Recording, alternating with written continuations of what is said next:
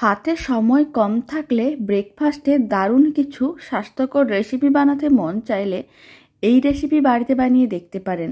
ছোট থেকে বড় যে কেউ খুবই পছন্দ করবে। আর বাড়িতে বানালে কমেন্ট বক্সে জানাতে একেবারেই ভুলবেন না রেসিপিটা খেয়ে আপনাদের কেমন লাগলো। আর মাত্র কয়েক মিনিটের মধ্যেই রেডি হয়ে যায়। নমস্কার, আমি রুমি, আপনাদের সবাইকে আবারও একটা দারুণ স্বাদের রেসিপিতে স্বাগত। প্রথমে একটা বড় সাইজের মিক্সিং বোল নিয়েছি, তার মধ্যে আমি দিয়ে দিচ্ছি 2টো ডিম। এবার ডিমের পরিমাণটা কম বা বেশি করতে পারেন। এবার এর মধ্যে আমি দিয়ে দিলাম অল্প একটু লবণ, মানে স্বাদ অনুযায়ী লবণ। আর আমি দিয়ে দিচ্ছি 3 চামচের মতন আটা। আটার জায়গায় ময়দা দিতে পারেন, তবে আটাটা হেলদি, তাই আমি এখানে 3 চামচ আটা দিলাম, 4 চামচের 3 চামচ।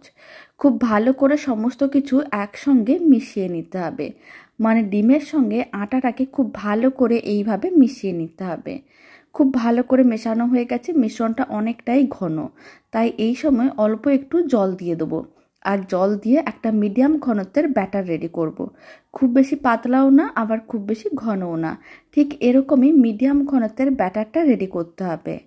মিশ্রণটা রেডি হয়ে গেছে, এবার মিশ্রণটাকে এক সাইডে রেখে দিতে হবে। এদিকে একটা ফ্রাইং প্যান নিয়েছি, ফ্রাইং প্যানটাকে গ্যাসের ওভেনের ওপরে বসিয়ে দিয়েছিলাম। এখানে আমি ছোট 4 চামচের 1 চামচের মতন সাদা তেল দিয়ে দিলাম। তেলের জায়গায় বাটারও দিতে পারেন। এবার তেলটা ফ্রাইং প্যানের চারিদিকে ভালো করে ছড়িয়ে নিতে হবে। যখন খুব ভালো করে ফ্রাইং প্যানের চারিদিকে ছড়ানো হয়ে যাবে, ফ্লেমটা মিডিয়ামেই রাখতে হবে যাতে ভালো করে গরম হয়ে যায়। ফ্লেমটা মিডিয়ামে রেখে ভালো করে গরম করে নিয়েছিলাম। এখন আমি যে মিশ্রণটা রেডি করে রেখেছিলাম ডিম ও আটা দিয়ে, সেই পুরো মিশ্রণটা দিয়ে দেবো। আর খুব ভালো করে এইভাবে চারিদিকে ছড়িয়ে দিতে হবে। মিডিয়াম ফ্লেমে প্রায় 2 মিনিট এইভাবে রেখে দিয়েছিলাম। আপনারা দেখুন একটা দিক কিন্তু হালকা ভাজা হয়ে গেছে। এবার খুব সাবধানে উল্টে পাল্টে নিতে হবে। উল্টো দিকটাকে একইভাবে ভেজে নিতে হবে। ফ্লেমটা মিডিয়ামে রেখে দেবো, প্রায় 2-3 মিনিট এইভাবেই রাখতে হবে যাতে উল্টো দিকটাও ভাজা হয়ে যায়। আর উল্টো দিকটা ভাজার সময় এই দিকটায় কয়েকটা জিনিস দিতে হবে। প্রথমে আমি নিয়েছি মেয়োনিজ। মেয়োনিজটাকে নিয়ে এইভাবে একটা সাইডে ভালো করে ছড়িয়ে নিতে হবে। আর মেয়োনিজটা ছড়ানো হয়ে গেলে আর একটা সাইডে দিয়ে দেবো কিছুটা পরিমাণ টমেটো কেচাপ। একইভাবে টমেটো কেচাপটাকেও খুব ভালো করে চারিদিকে ছড়িয়ে নিতে হবে। এক সাইডে মেয়োনিজ আর এক সাইডে টমেটো কেচাপ, এইভাবেই ভালো করে ছড়িয়ে নিলাম। এখন আমি কিছুটা পরিমাণ ম্যাজিক মশলা এইভাবে ওপরে ছড়িয়ে দেবো। ম্যাজিক মশলা আপনারা যে কোনো সুপার মার্কেটে বা মুদিখানার দোকানে খুব সহজে পেয়ে যাবেন। ম্যাজিক মশলা না থাকলে আপনারা নুডলসের মশলাও দিতে পারেন।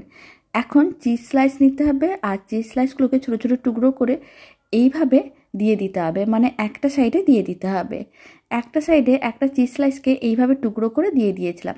তারপর উল্টো দিকটাকে এইভাবে একটু উল্টে নিতে হবে আর প্রেস করে আটকে দিতে হবে। যেহেতু চিজ আছে তাই খুব ভালো করেই কিন্তু আটকে যাবে।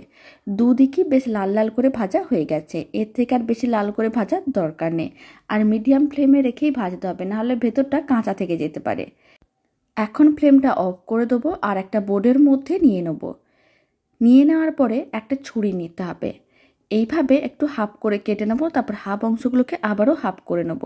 রেসিপিটা আপনারা বাড়িতে বানিয়ে দেখতে পারেন, ছোট থেকে বড় যে কেউ খুবই পছন্দ করবে। আর মাত্র কয়েক মিনিটের মধ্যে রেডি হয়ে যাবে। খুব বেশি উপকরণেরও প্রয়োজন পড়ে না, তবে খেতে ভীষণ ভালো হয়। আপনারা চাইলে বাচ্চাদের টিফিনেও এরকম রেসিপিটা বানিয়ে দিতে পারেন। রেসিপিটা শেষ পর্যন্ত দেখার জন্য অসংখ্য ধন্যবাদ।